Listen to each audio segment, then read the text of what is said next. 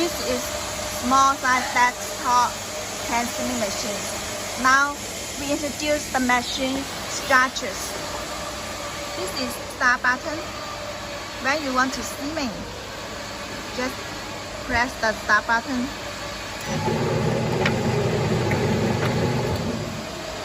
And this is indicator light, and this is stop button. Stop button also have other information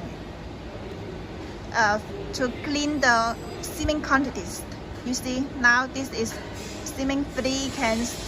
If you want to clear this one to 0, you can press the stop button 5 seconds.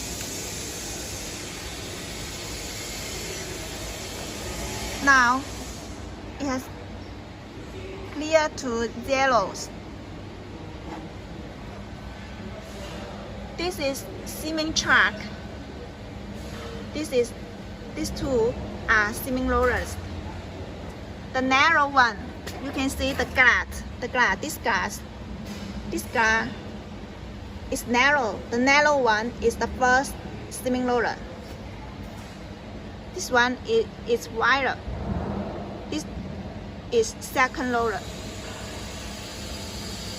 Now this can is with just steaming. You can see the steaming performance.